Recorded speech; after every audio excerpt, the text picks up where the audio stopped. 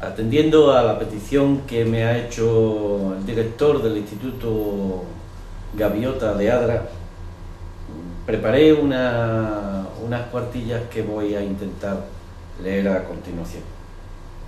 Con eso me propuse repasar los diarios auténticos de las sesiones de las Cortes de Cádiz, reunidas en la isla de León, hoy San Fernando, el Tratado de Paz entre las naciones europeas, los reales decretos de Fernando VII y los de Napoleón Bonaparte, además de disfrutar nuevamente con los episodios nacionales de Benito Pérez Galdós, en concreto el titulado Cádiz, los capítulos de la historia de España de Marcelino Menéndez Pelayo, las referencias exactas de Eduardo Lafuente en su Historia General de España de 1869, que también recogía la del Padre Mariana, y las reivindicaciones de San Fernando, la isla de León, para no quedarse sin protagonismo en las celebraciones del año 2012.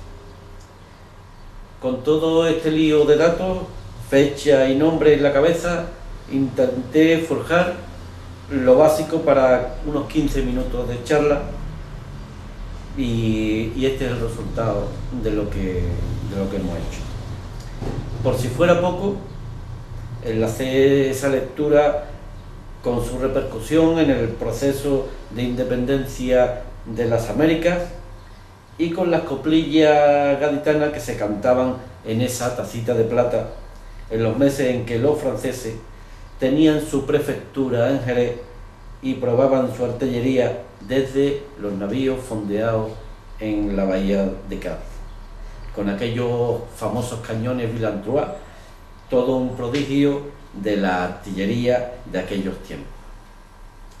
Aquella perfección de armamento, lanzada con toda la furia por el enemigo, llegaba a las calles y las plazas de Cádiz casi sin fuerza, tan poca que la chavalería jugaba con los morteros sin explotar y les extraían el plomo de su metralla, de manera que aplastados servían para confeccionar rizos o moños de las señoras de entonces, y eso dio pie a que en Cádiz se cantara aquello de: son de piedra y no se nota las murallitas de Cádiz, son de piedra y no se nota, para que allí los franceses se rompan la cabezota, con la bomba que tiran los fanfarrones, se hacen la gaditana tirabuzones,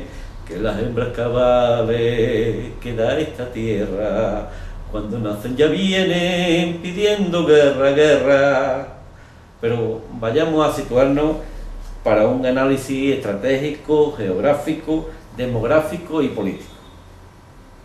Si el 2 de mayo de 1808 marcó para casi todos el comienzo del final de 6 años de dominio francés, es más cierto que ni antes, ni durante, ni después de esa fecha histórica cambió algo en España. Con Borbones estuvieron, con Borbones a los Borbones echaron, por Borbones lucharon, con Borbones volvieron y con Borbones seguimos después de 200 años. Los Borbón, decir Borbones es una incorrección, una familia francesa afincada desde el siglo XVII en España, rigen con mayor o menor atino desde entonces el destino de los españoles. Posiblemente aquí en estos vídeos se hable de los antecedentes, de cómo se entrega el poder al impulsivo Napoleón Bonaparte, quien caritativamente se dirige a los españoles para anunciarles que están en buenas manos, con el nombramiento de su hermano José como rey de España y de sus Indias. El tránsito de las tropas francesas desde los Pirineos a Portugal para luchar contra la coalición entre Luso e Inglaterra, la excusa para una invasión se convertiría en la práctica en la dominación del territorio español. No fue el 2 de mayo la fecha que con el pueblo alzado en armas, palos contra bayonetas, como pasa casi siempre, se liberó a España. Como referencia patriotera está bien, casi emociona, pero la realidad, al menos así yo la veo, es que fue un inglés, Arthur Wellesley, el duque de Wellington, quien encontró la horma del zapato de las tropas francesas en la batalla de Arapil.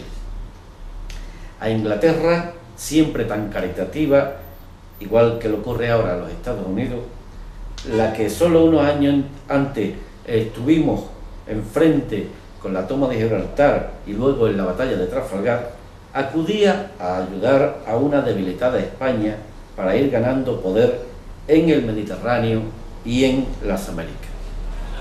Pero la llamada Guerra de la Independencia fue ganada durante casi 3 años por los franceses, que lograron dispersar a los ejércitos españoles y romper su estructura, de manera que en muchos lugares no eran soldados, sino el pueblo llano el que se enfrentaba a un ejército bien organizado. Fue de esa dispersión de los soldados de donde surgieron grupos aislados, perdidos en la sierra, que inventaron lo que ahora se conoce como guerra de guerrilla o los guerrilleros, y que al terminar la guerra se convirtieron en un buen número en contrabandistas y en bandoleros. El avance de las tropas francesas por toda Andalucía provocó que el regimiento de Extremadura se refugiara en Cádiz. El 4 de febrero de 1810 entraba en la isla de León el duque de Alburquerque, y junto a ellos, y cada cual como pudo, se fue multiplicando la población en la Tacita de Plata y en la isla de León. Pero el malvado, para los patriotas, José Bonaparte o Pepe Botella, por su afición al vino de Jerez, no solo trajo a España destrucción y muerte, no, eso creo que no es cierto. Con los franceses surgieron los afrancesados, españoles que unos por admirar el mayor nivel cultural de los galos y otros porque, como pasa siempre, se apuntan al caballo ganador, colaboraron en la implantación de las prefecturas, de las subprefecturas y las delegaciones, recibiendo cargos públicos. A los franceses les interesaba que en cada pueblo mandase un español, pero bajo la batuta de los generales napoleónicos. Durante todo este tiempo, donde la toma fue pacífica o hubo pocas escaramuzas, los pueblos crecieron en las bellas artes, la cultura, las costumbres importadas de Francia y en el mantenimiento de las propias que no chocaran con el carácter galo. Por congraciarse con la población, llegan a hacer sorteos para pagar la dote de los matrimonios, celebrando fiestas en las plazas, como ocurrió en mi pueblo natal, en Medina Sidonia, con la doncella Josefa Sidón Benítez, elegida entre 3 candidatas. Recibió esta mujer 8.000 reales en conmemoración del cumpleaños del emperador. Cuando se casó con el joven trabajador Lucas Trejo, el mariscal duque de Bouillon pagó la ceremonia y las fiestas posteriores. El pueblo de Medina Sidonia se olvidó de Fernando VII, aunque la proximidad con Cádiz iba haciendo cambiar su opinión, y aun notando los avances de los franceses, tenían la vista puesta en lo que pasaba a solo 20 kilómetros en la isla de León. Pero no solo se congraciaban con los vecinos, los franceses ordenaron cuestiones para la salud pública, como el decoro y las buenas costumbres. De aquel famoso agua va, que era normal en las calles de los pueblos, donde había una canaleta central para verter aguas fecales, se pasó al retrete. Un afrancesado que se preciara debía tener en su casa un retrete. Todavía existen muchos de aquellos en pueblos tan afrancesados como Jerez de la Frontera o Arcos, por poner 2 ejemplos.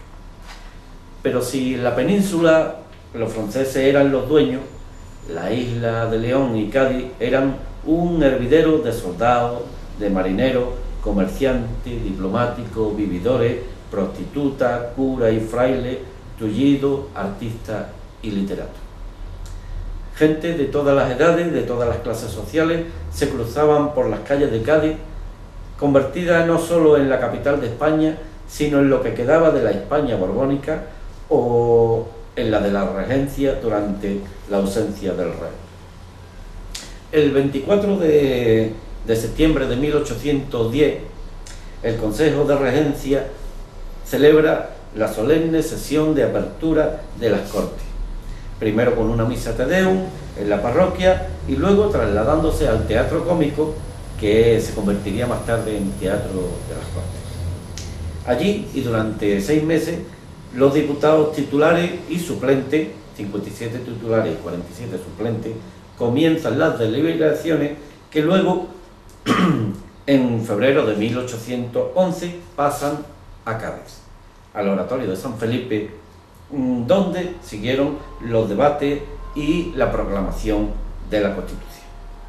Aquellos diputados venidos de distintas regiones de España, incluso de las Américas, escribirían la frase más contundente de la Constitución: la soberanía reside en la nación y por lo mismo pertenece a esta exclusivamente el derecho a establecer sus leyes fundamentales.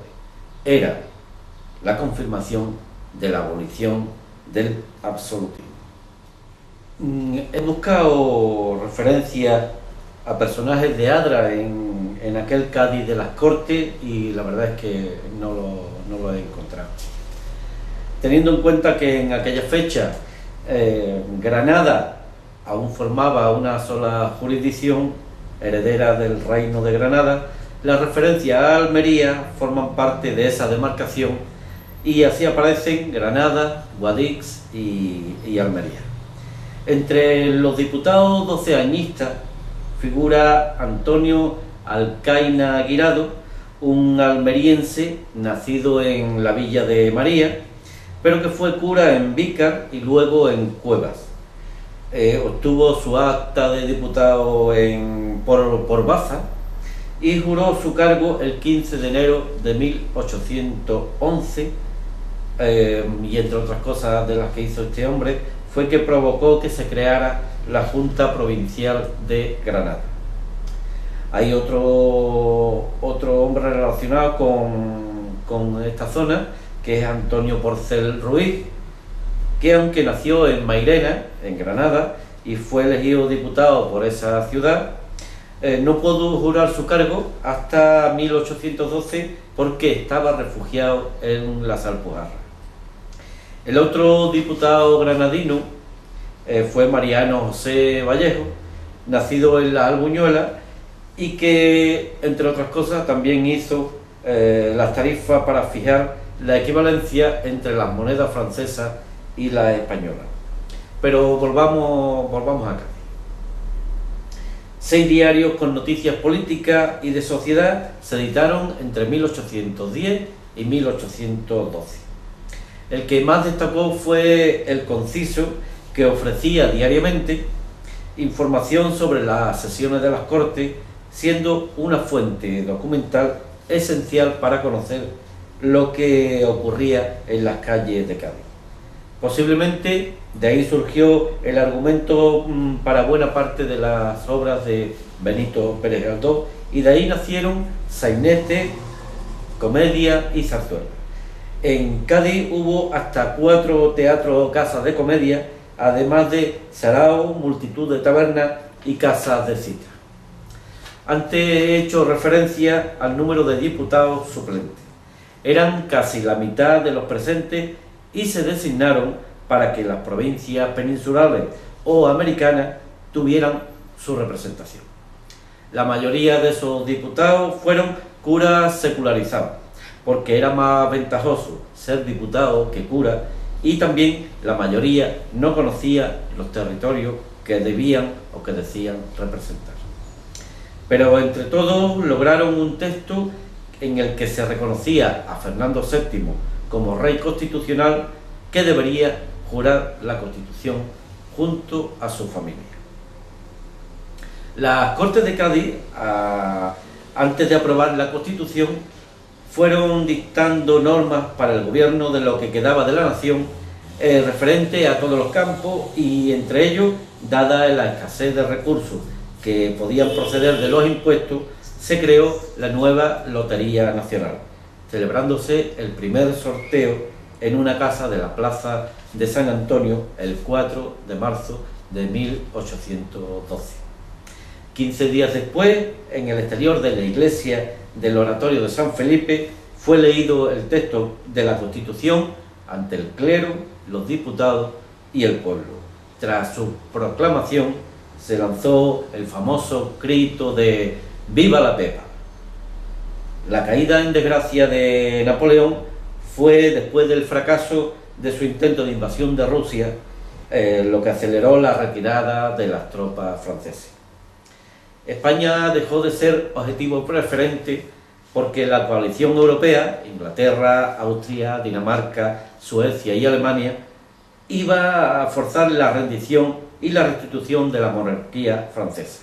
Con ello, Fernando VII podía volver de su encierro en Francia y ser recibido en España como el rey deseado.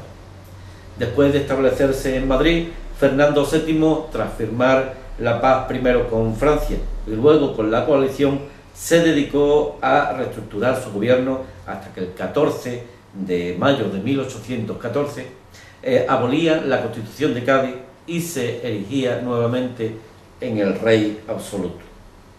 Pero el daño ya estaba hecho.